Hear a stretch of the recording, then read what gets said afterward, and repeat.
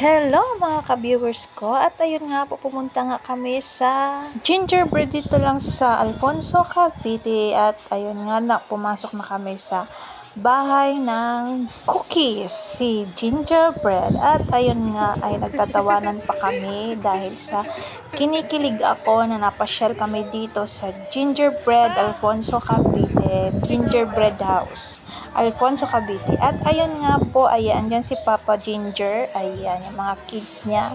Ayan po, andyan din po si Mama Ginger. Ayan, so meron po siyang wishing wheel.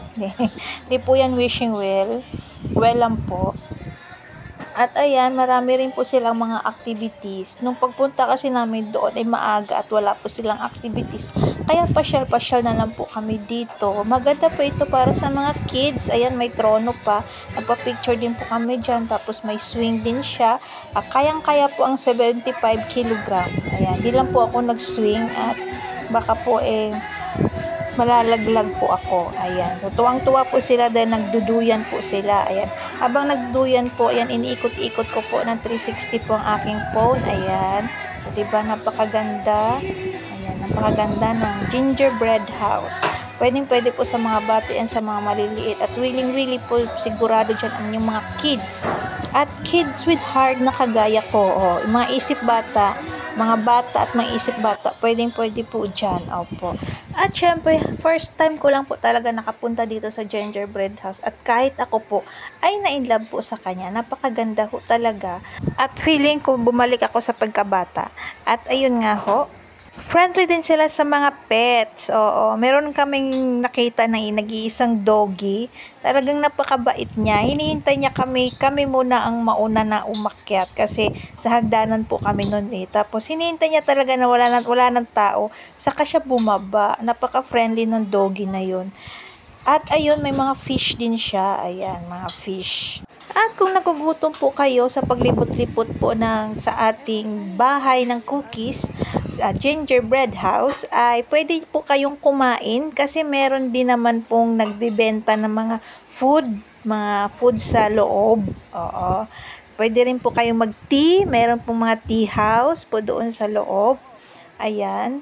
So, hindi ko lang po naipakita kasi nga busy ako sa picture ng dalawa. Ayan, nagduduyan. Tapos feeling donyo talaga ang aking asawa. O, diba, napakaganda ho talaga. Marirelax po talaga kayo. Meron pa po yan doon sa dulo, kaso lang bawal na po kasi kaming pumasok doon dahil may mga reservation po ata or ano man po yun. Hindi naman po kami nag-reserve, pumasya lang ho kami. Tsaka wala kami pera para pang reserve.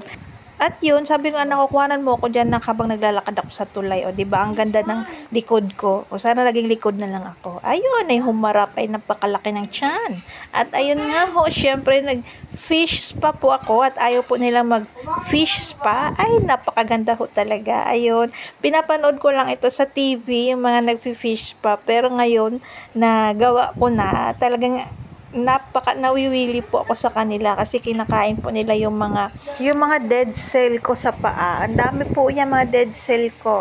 Para silang mga janitor fish na kiliti ng konti. Parang yung makikita mo yung nguso nila na nangunguna. Imbis na yung katawan na lumalango, yung nguso ang nangunguna. At ayun nga, habang nililinis nila, ay 20 minutes po yan. Tapos ang binayaran ko po dyan is 50 pesos lang po. Opo, mura lang po siya, 50 pesos. Akala ko nga, mahal, yung pala 50 pesos lang po pala. So, 20 minutes na po akong nakababad dyan. Oo. At after 20 minutes po na naka-fish pa po ako, ay pumunta po kami sa ibang planeta, yung cookies na planet. Yung katabi lang po yan ng fish pa. Charot. At ayun, sino ako dyan? Ayan, sarap humiga sa teddy bear na malaki. Ayan, sino daw ako doon?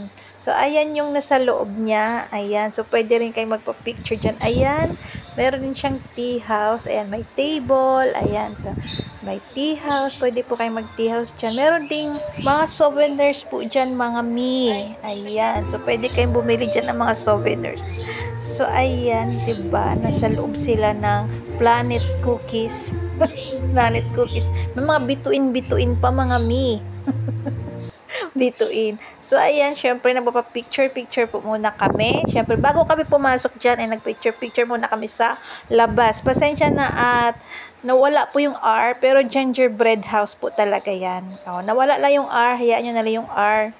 At ayun, picture-picture po tayo, mga mi.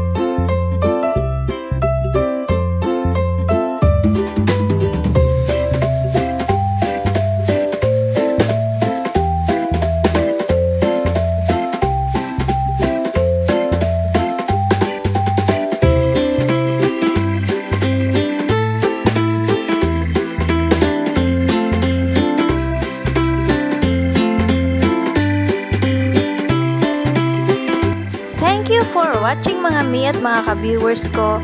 Subscribe and hit the notification bell para updated kayo sa lahat ng video ko.